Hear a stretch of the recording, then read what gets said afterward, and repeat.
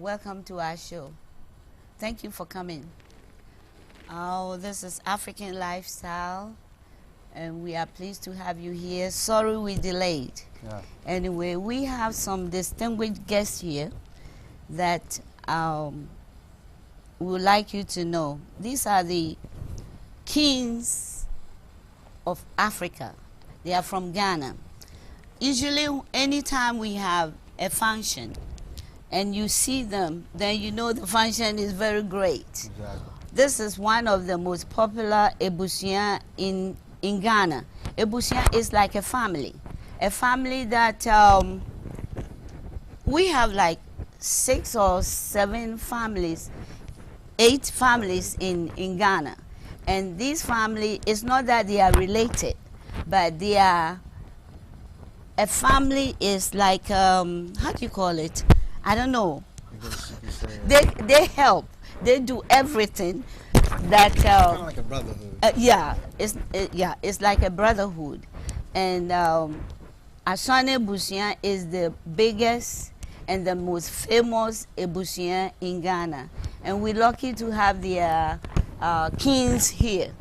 So welcome, Nananom. In Ghana, we say Nananom. Welcome.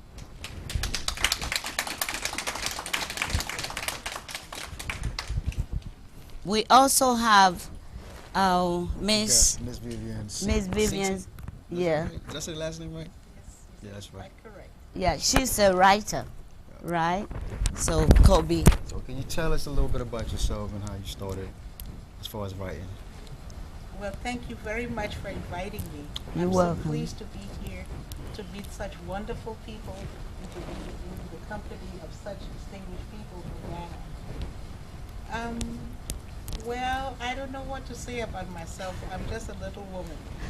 But I'm trying to carry the African woman forward and to do what I can to make the African woman known. I'm a teacher. I've taught from kindergarten through postdoctorate. I'm a writer. And I started a magazine, and now I had the great privilege and honor to publish my mother's autobiography. I understand you are from the royal family. Well, you see, the thing is, Liberia is now a republic, okay? So I cannot go around telling people in Liberia that I'm from a royal family. But you know that in West Africa, we had these families who ruled before the white man came to Africa. Yes. And my family are the Massacoys, and they ruled part of Liberia and part of Sierra Leone. But my grandfather abdicated his throne in 1912 after he had been educated in the United States. He felt that in the 20th century we shouldn't have any kings in Africa. Okay. But my mother was born when he was king of the Galenas. Oh, okay. Okay. So at that time there were no president business. Yes, Liberia became independent in 1847, and Liberia had a president. But in the interior, we had chiefs and traditional rulers. And even till today, we still have traditional rulers who govern the people alongside the official government. Yes. So can I call you a princess? Oh, please don't, because then people would think I have a lot of money. It's not that. I mean, you can be a princess. You have to honor your Yes, I honor my heritage, and I think what it does for me, it makes me realize that I have to always be conscious of where I came from and what I do, because I know people look up to me to act well. Okay. Can you tell us about the book? You know, I know it's your mother. It's Fatima, right? Yes. Can you tell us a little bit about her? Yes, I had a wonderful mother, Okay. and she was a petite woman, but she was a great woman. She was a strong woman. And she was lucky that when she was a little girl, her father was appointed the Liberian Consul General to Germany. Wow. And he was Africa's first diplomat. And she attended school in Germany and France, Switzerland, and Italy. And she was a smart woman. But what she wanted to do in life, although she had the opportunity to marry German princes and European royalty, and when we see what's going on now in London, you say, oh, she Exactly. should have done it. Yeah. She said, no, I didn't want that. I wanted to educate women. I wanted to teach women so that women will not be subservient to men. And that's what she did all of her life. And she did it with a lot of strength and a lot of intellect and a lot of education. So is your mother alive now? No, unfortunately, my mother died in 1978. Oh. And before she died, she told me, she made me promise her that I was going to publish her autobiography that she had written when she was a student at Fisk University in Nashville, Tennessee. Can you tell us about these books you're holding? Oh yes, in 1989, I used to work, well, when I was 18 years old, I started working on television in Germany and in Liberia. And when I came to the United States, I worked for the Voice of America. In fact, I was invited to go to Ghana to work for the Ghana Broadcasting System. Yes, yes. And we did a program called Your Healthy Family. And one day I said to myself, it's a pity that we didn't capture all of this work. So I decided to start a magazine called Lady. And I published Lady for many years until my husband died unexpectedly. And magazine publication is very expensive. So I couldn't use my food money, like I say, you know, to keep on publishing the magazine. So I slowed down a little. But now I publish my mother's writings and the writings of other people. And I'm looking for other African writers to publish their books and material. So how many? Bef- Go ahead. Go ahead. Before we went on break, Yes. you were talking about like your father or whoever went Ken to school in Ghana or something. You were talking about Ghana. Can you give us the detail? Yes, well, I'm fortunate that I come from one of the oldest African royal families.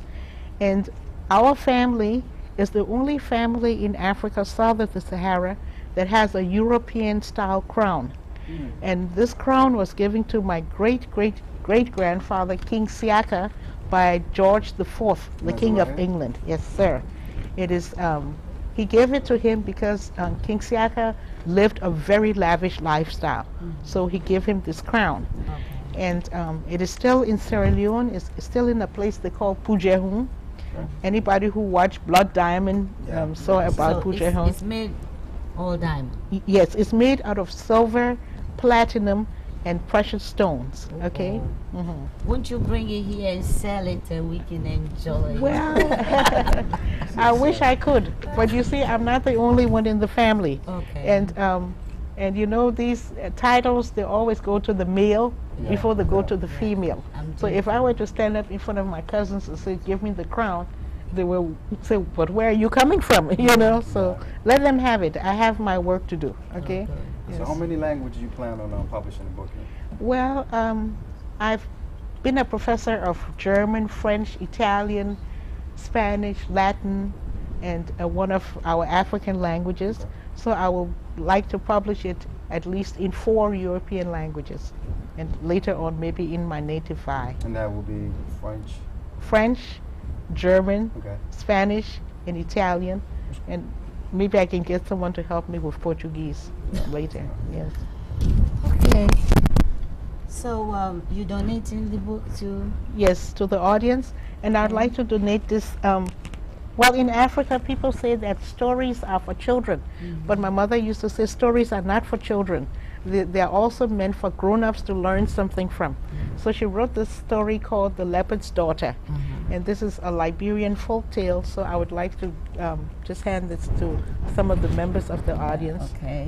to remember us by. so much. You're welcome. Thank you. You're welcome. Thank you so much. If I And was we- trying to get a copy of this, where can I get a copy? Well, you can get it from me. And this week I'm starting a website called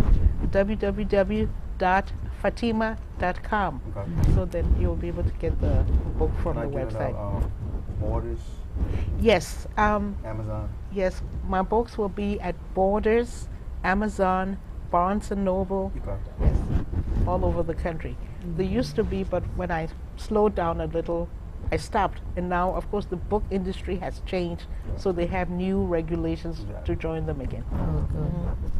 Thank you so much for Okay, coming. You're welcome, and it was a Nice pleasure talking. being here. Yeah, Thank you thank very you. much, madam. Thank you. It's a pleasure. Okay, Thank thank you. you. Everything that happened to me that was good, God did. Get ready to sing some praise. Jesus, be heavens. Get ready to put your hands together. Time Life presents Shouting Down the Aisles, today's best traditional gospel. You ought to let go and let God have his way. You ought to 30 foot-stomping, hand-clapping classics. long as I got King Jesus, long as I got King Jesus, long as I got him, don't need nobody else. Get Shouting Down the Aisles on 2 CDs for just $24.99. But wait, order in the next 10 minutes with your credit card and we'll cut the price to just $14.99. I gotta clean up what I messed up. That's right, you'll clean up with 2 CDs, 30 songs for just $14.99.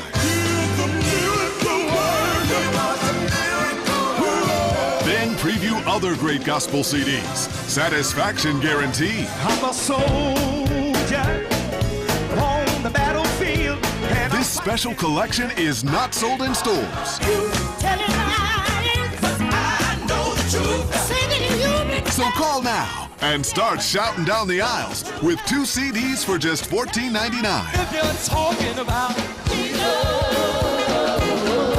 if you're talking about Jesus. Call 1-800-715-2590 to order Shouting Down the Aisles on 2 CDs for $14.99 plus shipping and handling when you call in the next 10 minutes with your credit card or order online at timelife.com/shout. Hello, we back again, and we have such a beautiful lady who is a singer. She's got such a sweet voice. Her name is Miss Aniek.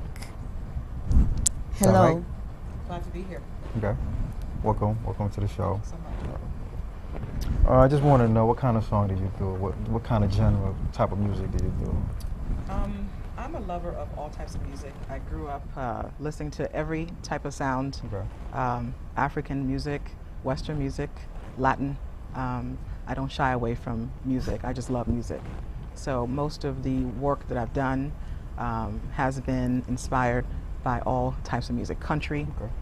there's no limitations to what I do with musically.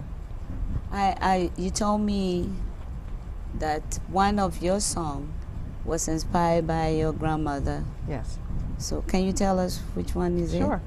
My late grandmother, Janet E. Dennis, her 90th birthday, I was trying to decide what to do for her. Mm-hmm. I've always given her perfumes, hats, blouses, and I thought, you know, what can I do differently this time for Grandma? Mm-hmm. And decided to use a Frank Sinatra tune Wow. and add some reggae beat to it, Ooh. and Flavor right there. and share her story on her birthday. So that's So- what inspired me. I hope you're going to give it to us at this moment.